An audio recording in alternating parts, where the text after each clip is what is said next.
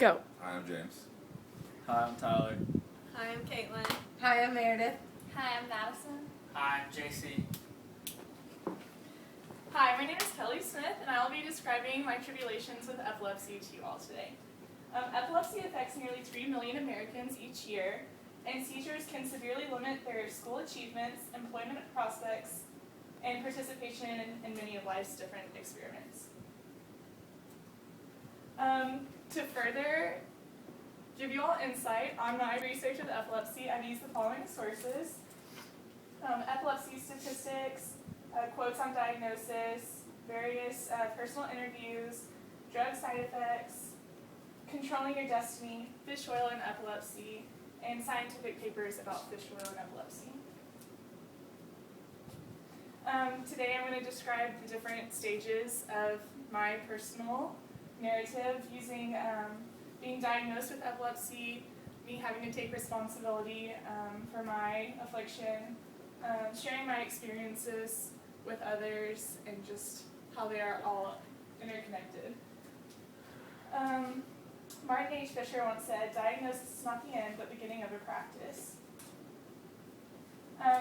Initially, when I was diagnosed with epilepsy, I never really thought about it. I just thought it was another thing to write on, my papers. And it wasn't until I came back to school and my basketball coach and mentor told me that she was really proud of me for handling it so well, because it was something that I would be afflicted with for the rest of my life.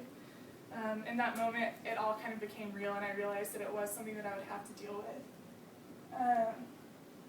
Additionally, another time I was babysitting, and I had to tell the mom that I had epilepsy, because if I had a seizure while I was babysitting her kids, that would be on me.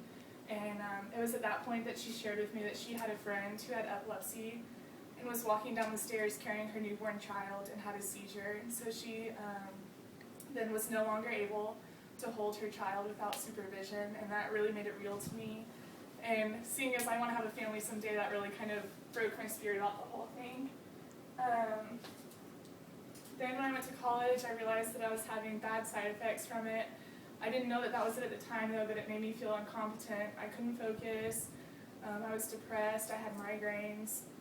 And it wasn't until later that I started educating myself that I realized that it was because of my medicine.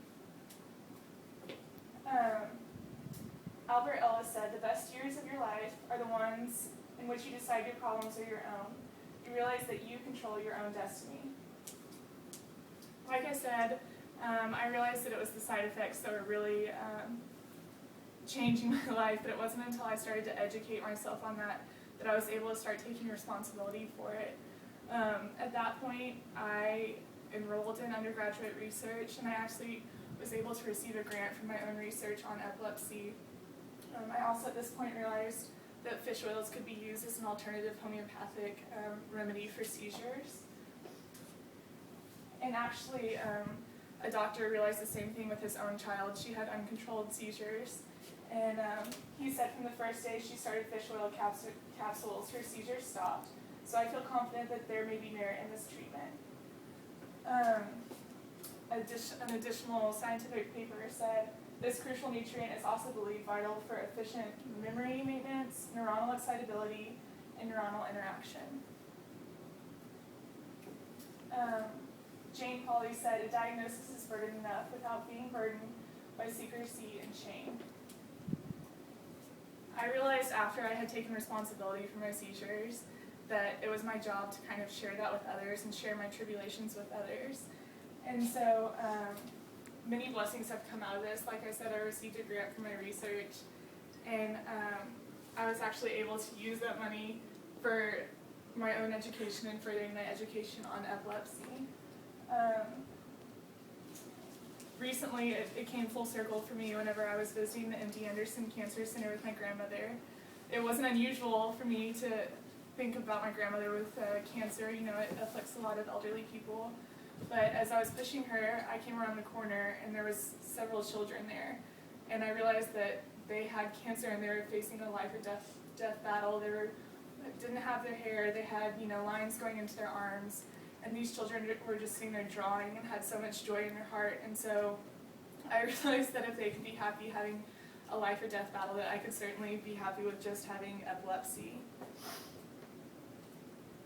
So in conclusion, through my diagnosis, through taking the journey of gaining responsibility for my disorder, and for sharing my story with others, I really feel like I've come full circle with this, and that I'm a better person for it. I believe that Dolly Parton said it best when she said, if you want to see the rainbow, you got to put up with the rain. So that is my story of my epilepsy.